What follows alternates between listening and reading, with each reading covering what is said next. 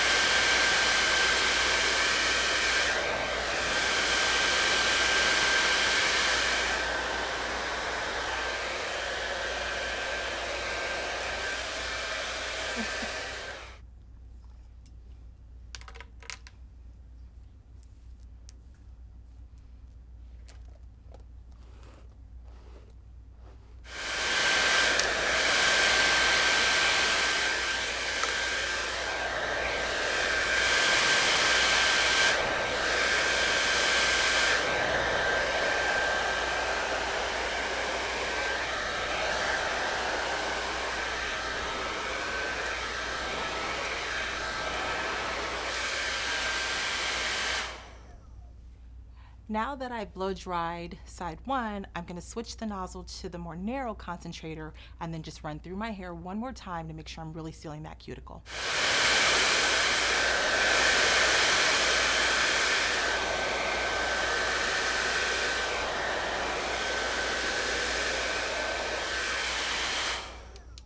I braid my hair to keep it out of the way while I work on the other side. Now that I've fully blow dried my hair, I'm going to finish it up with a cool shot. Now, as I mentioned many times before, I've got a lot of hair and it holds a lot of heat. So even though I'm done blow drying, I still feel the heat resonating close to my scalp. So I want to make sure I blast cool air through my hair and on my scalp to, one, reset my temperature. Also, that helps me when flat ironing my hair. And my flat iron of choice is the Lucea 1.5-inch. This plate is amazing. I have super long hair, I have super thick hair, so having a really wide plate is essential for me. I don't want to take forever to flat iron my hair, and this helps me flat iron my hair with a breeze. When flat ironing the hair, I always recommend starting on the shallow side. What's the shallow side, you ask? My part is on this side, meaning I've got more hair over here, so this is my shallow side. So I like to start working on my shallow side. So I'm going to clip my thicker side away. Control is essential when flat ironing, and that way I'm only putting heat on the hair that I want to put heat on. Now if you look at my hair while blow drying, you could tell that my hair was a lot tighter in texture underneath and then gets a lot looser as I move to the top. As a result, I've got 9 temperature options to choose from. I like to work with a higher temperature on my more coarse, my tighter texture hair. And then with all those options, I have the ability to then drop down my heat as my hair gets looser. When separating out your hair before flat ironing, it's really important to use small slices. The reason why you want to use small partings is because you're encapsulating your hair in between the plates. The plates need to touch, and that's what smooths the cuticle down. If the plates aren't able to touch, then there's a ton of hair in the middle that's not getting smooth. So I'm going to go ahead and turn on my flat iron, and I'm going to start at my 9th setting. How do you know whether you should be using a higher temp or a lower temp?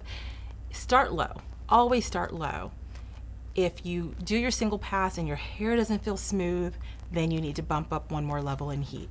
I'm going to be using a pintail fine tooth comb to guide the flat iron through my thick hair.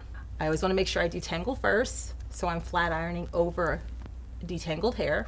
Flat iron goes straight as closest to the scalp as possible, but not touching the scalp. And then I chase it with my comb.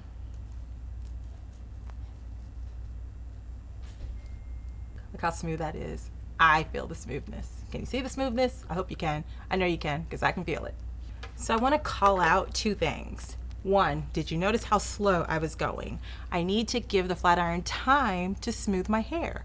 If I put the flat iron in my hair and I just go through this, I've given the flat iron no time to actually work. So you want to make sure that you are starting low in heat and going slow with your one pass. Okay, so low and slow.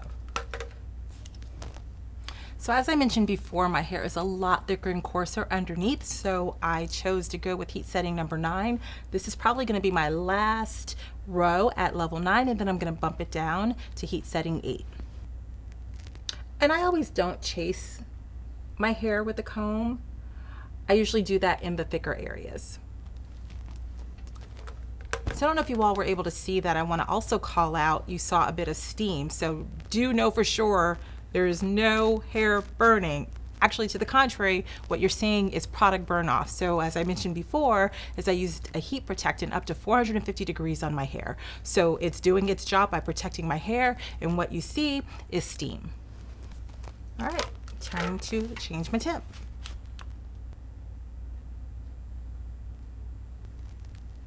Your parting should never be wider than the actual flat iron itself. You want to make sure you're getting all the hair in the flat iron. And did I mention these beveled ends here? It's been really good for me to get really close to my root because my hair does get tighter the closer it gets to my face. And so the fact that I've got these beveled ends here, it allows me to get really, really close to my root without me feeling like I'm going to put heat on my skin.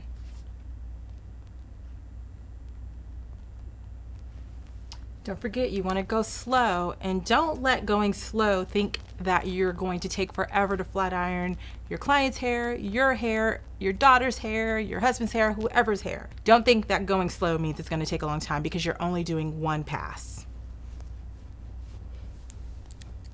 So I'm moving into an area where my hair is less dense, so my partings can be just a little bit larger. Not wider, but just larger.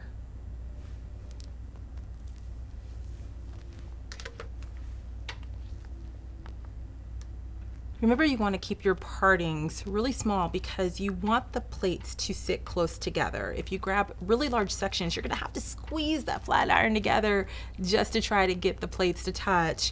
And then it's going to leave a ton of hair that has been unflat ironed in between.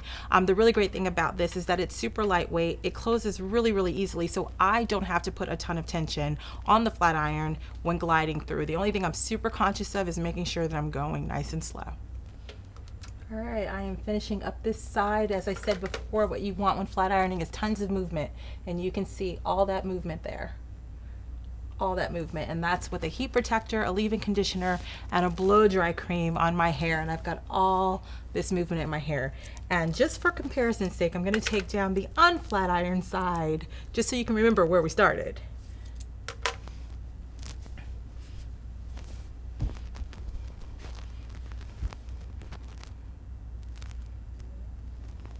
So as you can see, I am almost done fully with flat ironing my hair, which is taking me absolutely no time.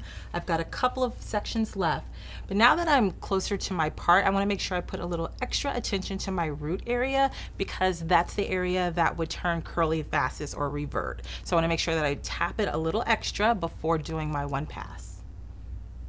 Also at my close to my part, I do make my partings a lot smaller just to make sure that I am going to keep my hair as smooth and flat as possible and not start to puff at my root area, because I've got curly hair and humidity. Those two together create puff. And this flat iron, listen guys, I am loving this flat iron. It is keeping my hair super smooth and I want this as long as possible.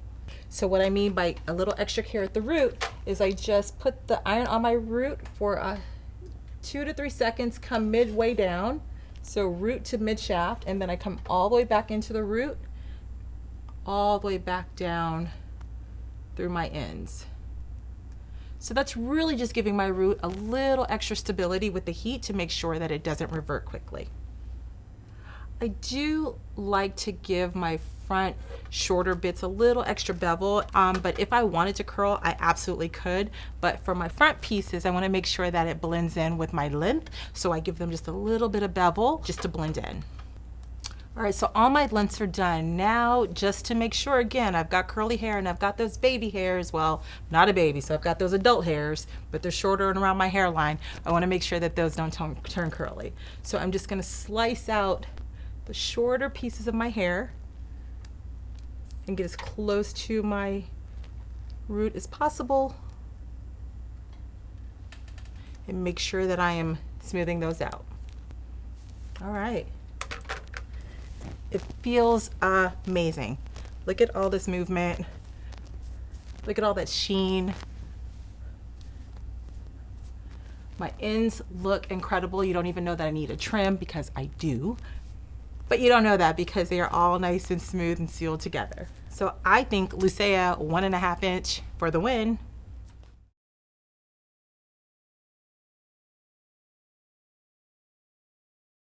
And there you have it, my sleek and straight look.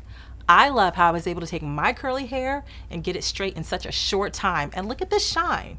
Ugh, loving it. Thanks so much for watching.